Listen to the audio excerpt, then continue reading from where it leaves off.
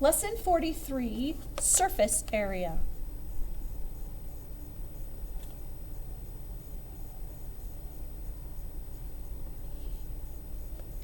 So surface area is just the combined area of all the outside surfaces.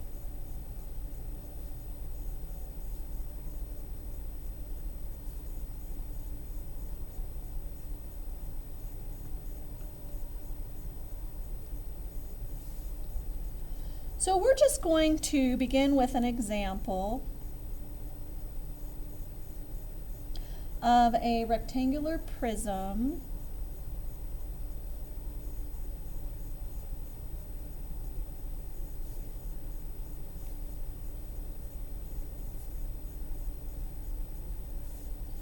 that is 5 centimeters high, 10 centimeters wide, and 20 centimeters long.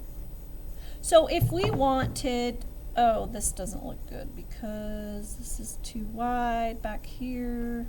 Okay, I'm not going to try to fix it, but just so you know that the front and the back is still 5 by 10, even though it kind of looks like it's getting bigger in the back. So if we want to find the area of the front and the back, they're both 5 times 10. So if we just do 2 times 5 times 10, we get 100. And then if we do the top and bottom, they're both the same. They're both 10 times 20. So there's 2 of them, which would be 400. And then we have the 2 sides, and they are 5 by 20, which is 200.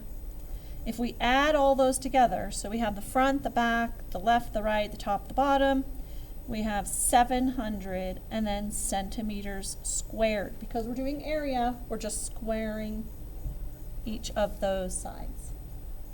For the label, I mean. Okay, the lateral surface area, it's just all the surfaces except for the top and the bottom. So if you think about like a room, if you're looking at a room, it's just basically all the walls. So you don't include the bases, which is considered the top and the bottom. So this is kind of like just the area of all the walls, and we don't include the area of the bases.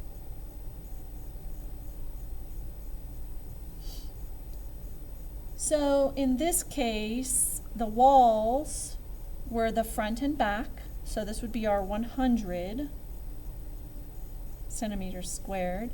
And the sides were 200 centimeters squared.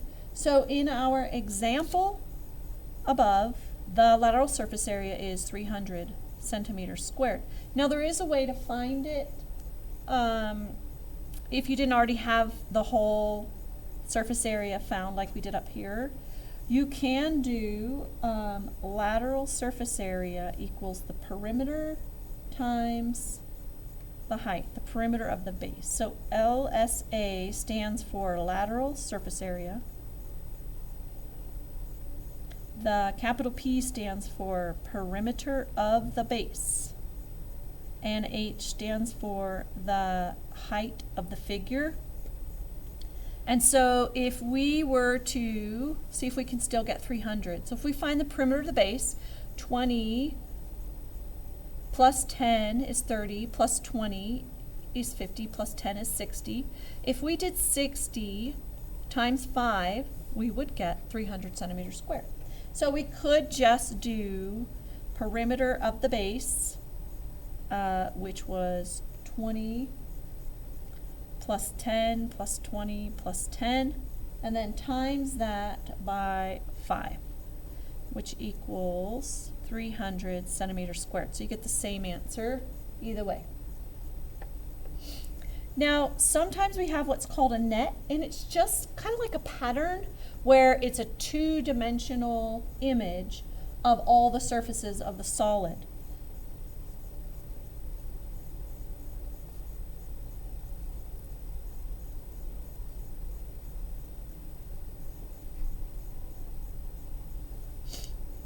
It's kind of like if you had an unfolded box Or if the figure, the three-dimensional figure you were looking at, if it were all unfolded and laid out flat.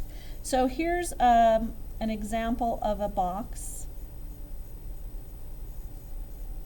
And if we were to lay this out flat, it would look like this.